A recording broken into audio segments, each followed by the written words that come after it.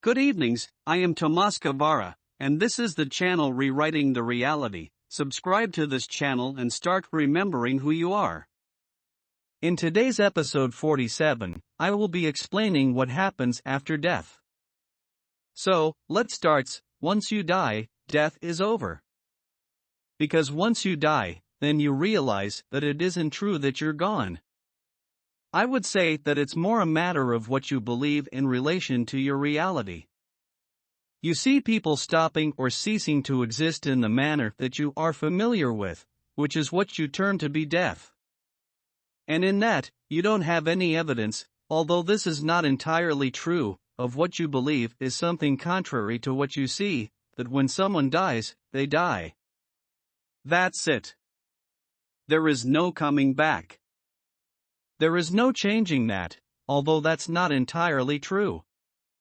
You're moving in directions all the time of pulling people and things back from death. And once again, as with everything else, you will rationalize it and you will make excuses and you will have your expressions of your explanations for all of that it wasn't actually death, or the person wasn't entirely dead. What is entirely dead? You're either dead or you're not dead. After death, there is an in-between period. In our terms and in our reality, it translates to approximately 2 weeks before the individual actually blinks into non-physical.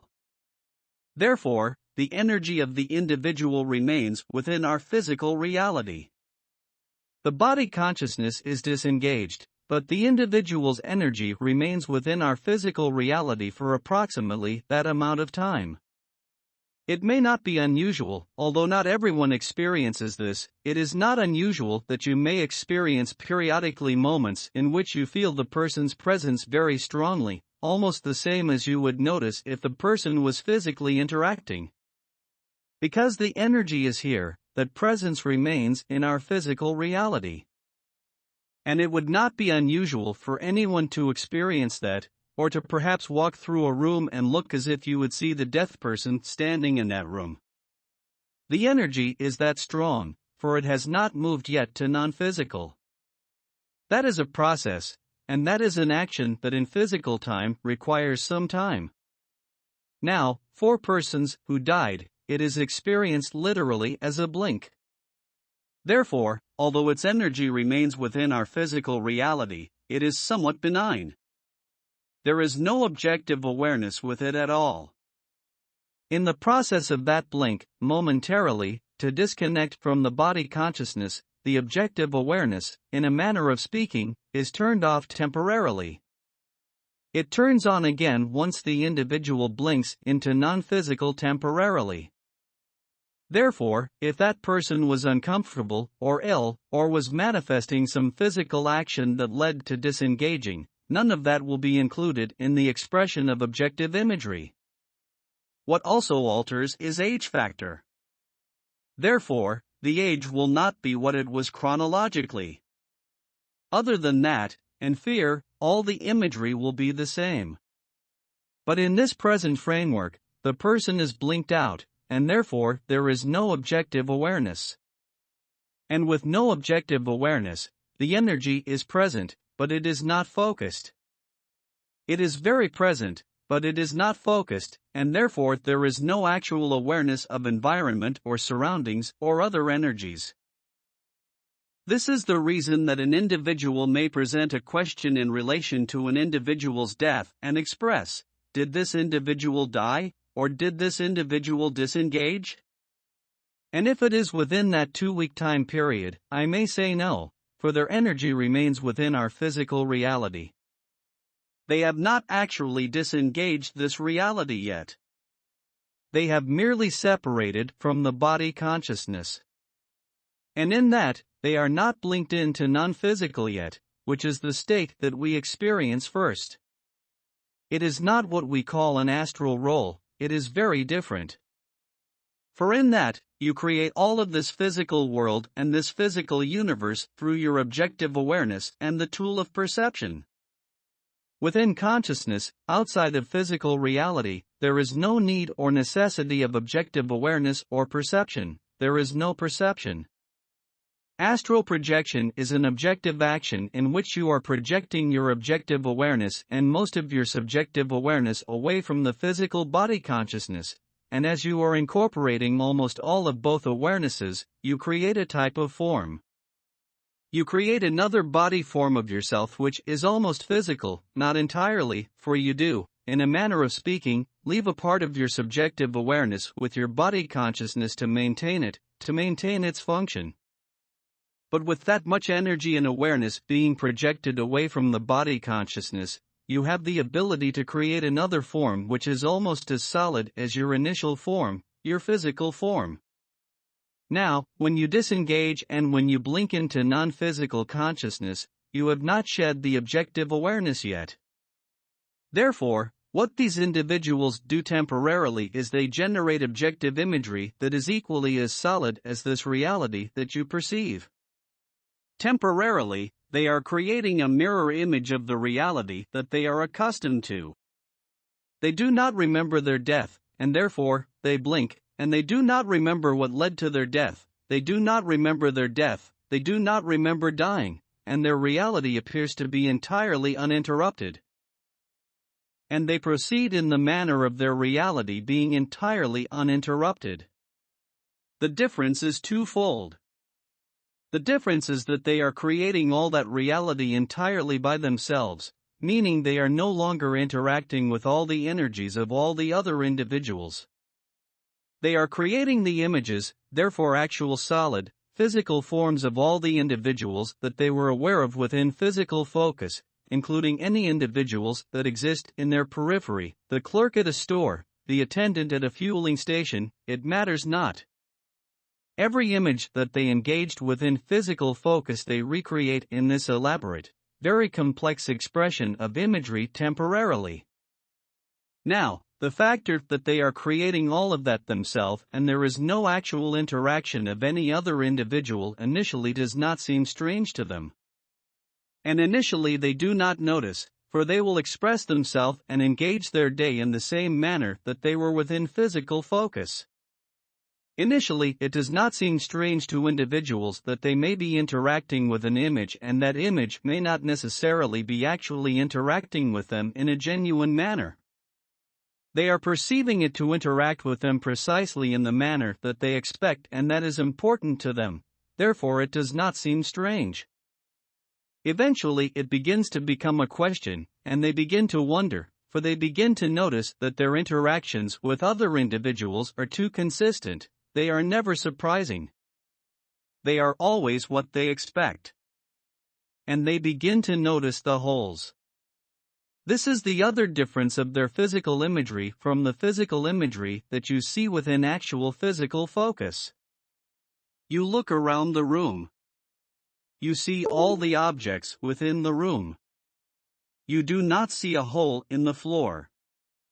You do not see a hole in the ceiling. You do not see a hole in the wall. I am not speaking of a hole that has been punched into a wall, or a hole that has been generated in the ceiling by damage, or a hole in the floor that has been generated by damage, but a smooth, symmetrical hole that you cannot see through. It is merely a black hole. Initially, they do not notice those, but they exist. There are holes in their imagery, in their reality. These holes are present, for they are not disconnected from physical reality. They are continuing to project energy in relation to people that they want to be interactive with, and they are continuing to receive energy from people that are projecting energy to them. They receive that, they think initially that that energy or that expression comes from the image of the individual. Eventually they notice that that energy is actually emanating from one of these holes, not from the image. As a hypothetical example, the individual may be sitting at their breakfast table, and may be engaging a family member at their breakfast table. And they are enjoying their breakfast and they are engaging a conversation and they are speaking, and the other individual, or the image of the other individual, is not necessarily entirely responsive, but they are generating a behavior that the individual expects them to. Now, let us say that in that time framework, an actual individual within physical focus, perhaps a son or daughter, or a spouse, is thinking about them and is projecting energy to them and is feeling love or compassion, or even longing. And let us say that there is a hole in the floor right beside the individual's chair that they are sitting in their imagery, they are sitting in a chair. And they are conversing with this individual and they suddenly notice that the energy of that individual, they feel it coming from this hole. Therefore, they feel the individual, but the individual energy comes through the hole, at the same time the individual is sitting across from them. Then they begin to question. It begins to spark their curiosity, and they begin to attempt to feel the individual through the image that they see, but they continue to feel the energy from the hole. Then they begin to become very curious about the holes. Then they notice all of the holes around them, for there are many. They were not seeing them previously. They notice all of these holes that are in unusual places in their imagery, and they begin investigating them. And as they approach each one, they can feel a different energy being projected through that hole. Now remember, this is what you would term to be a black hole. They cannot see through it. There is no image that they can see, they only see black. But they can feel the energy moving through it, and that prompts them to begin questioning more and more. And in that, what generally occurs is that the individual, in their curiosity and in their wondering, will begin questioning and perhaps express a wish, I wish this would occur, or I wish I had this, or I wish I was in a different position, and it will immediately occur. And that will shock them. That will surprise them. But that sparks more curiosity. When they notice that their imagery immediately changes, merely from an intention, that their physical imagery changes, then they begin to experiment. Then they automatically are curious, and they begin wishing. And their imagery changes and changes and changes. And that is quite interesting and fun. That is what generally leads them to remembering their death, and then they know.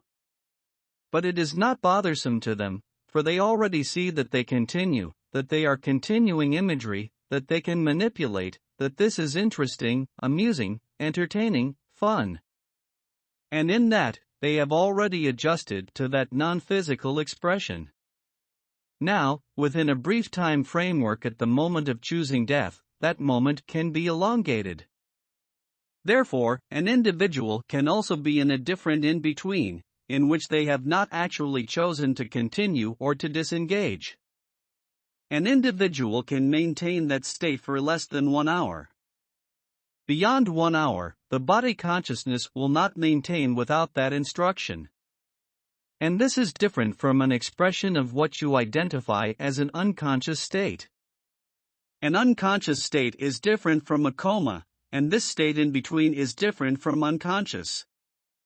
Unconscious, in our terms, you can maintain for a period of hours but not exceeding 12, for once again, the body consciousness will begin to deteriorate. It is an in-between state. The individual is not unconscious. The individual is what you classify as dead, for within physical focus you view it as black and white, you are either alive or you are dead. You classify that state as being dead. It is not. It is an in-between, in which the individual is uncertain what their choice will be, whether they choose to continue within physical focus or whether they choose to disengage. The reason that can be elongated in time is that there is no actual pull in either direction. It is genuinely merely a choice. You are very aware of all that is within physical reality, and you are aware of moving outside of that, not necessarily what lies beyond, but of generating a choice to disengage. But neither choice incorporates any more pull than the other. Therefore, for some individuals it may be so neutral that they are uncertain which direction they want to choose. Generally speaking, in those situations they will begin creating imagery to aid them. They will either perceive that they are being greeted and encouraged by angels to move with them, or guides or relatives that are welcoming them into non-physical, or they will generate imagery that they are being told to continue within physical focus, that they incorporate a mission or a purpose in doing so, or that they are unfinished. But they will create their own imagery to help them choose, in one direction or the other. It is what we call near-death experiences. In relation to the question of guides or aids, while individuals are creating their objective imagery in that state, there are essences around them continuously. They do not know it, because they are operating with objective awareness, and therefore that is limiting. And they are not aware of any other essences, for they believe that they are continuing within physical focus, and they are projecting all of the imagery of the individuals that they know. There are essences, or even individual focuses, that choose to be aiding individuals in different capacities of the non-physical blink. Allow me to express this clearly, to not generate misunderstanding. People do not become stuck. People are not stuck between realities. Therefore, they do not require other individuals or other essences to guide them into heaven or a non-physical existence. You automatically move in that direction, and you will automatically move through the steps, or the stages. But you are always surrounded by other essences, and there are some situations in which an individual may disengage from one reality, and it may not only be your reality, but an individual may disengage from a physical reality. They may move through the steps. They may become fascinated or curious with what they can do in relation to physical realities and how they can manipulate. Their manipulation is limited, but they may become consumed with that fascination at times, and they may continue for a significant time framework experimenting with it, in the idea that perhaps they can develop it more and move beyond certain barriers and affect physical reality in more and more objective, physical capacities, which in our terms can result in some of what we term to be paranormal activity. Not in the manner that you think, but it can occur, in which an individual is, in a manner of speaking, too focused in a physical reality that they are not participating in any longer. In that situation, there are essences that their agenda, their focus of attention or their direction, is specifically to metaphorically intervene and aid in redirecting the individual to a greater benefit than to merely playing with a reality that they cannot actually engage fully, which, once you disengage from a reality you do not repeat, therefore, you do not re-engage it. And if they are not generating any beneficial or constructive action for themselves, there are other essences that will aid them in prompting a redirecting of that energy that will move in a more beneficial manner. But other than that, they don't participate. Essences are always present, and there is not a designated group of essences that greet you and usher you into the afterlife or that prompt you, no. You may generate some of that type of imagery in relation to your own beliefs, in that in-between time framework, which you have not necessarily decided yet to die, but other than that, no, that is not what occurs. There is another interesting factor. That an individual, while they are in physical focus, moves in a direction of choosing Alzheimer's or some form of dementia does not necessarily affect what they generate once they blink in. This is merely a method that they are engaging while they continue in physical focus. And for many of them, it is a method leading to death. For some, it may not be the method leading to death. It may be an exploration of other aspects of themselves, other time frameworks. There are many different situations that can be generated. But any of them not necessarily affect once they blink in non-physical at all. And therefore, yes, they do create objective imagery. But, as I have expressed previously, anything that was involved in their method of disengagement, such as dementia or Alzheimer's, they won't remember, and they don't experience any of that. But I would also say that perhaps you incorporate somewhat of an askew perception of what they are doing in that objective imagery. They are not addressing beliefs. They don't address beliefs. They merely create objective imagery that mimics what is familiar to them in relation to physical reality, and in a capacity that is comfortable for them. That it is not a matter of addressing beliefs, for within non-physical, that is a moot point. Once they remember their death, then they will choose what direction they want to move in, but eventually they will move in a direction of shedding those beliefs and shedding that objective awareness. And therefore, objective imagery is not necessary. The shedding of the beliefs comes after the objective imagery. I repeat, they do not address those beliefs. They merely shed them. It is a process that is relatively quick. And it is a process that, in our terms, in terms of physical capacity, would be very similar to removing your clothing. You don't necessarily analyze your clothing while you are removing it, you merely remove it. That is why I have telling you that the near-death experiences are set-up dramas orchestrated by us. I hope this information will help you understand death, that death is a choice, that it is a belief, because you will continue living in other realities, in our journey of experiences. Don't forget to subscribe to this channel.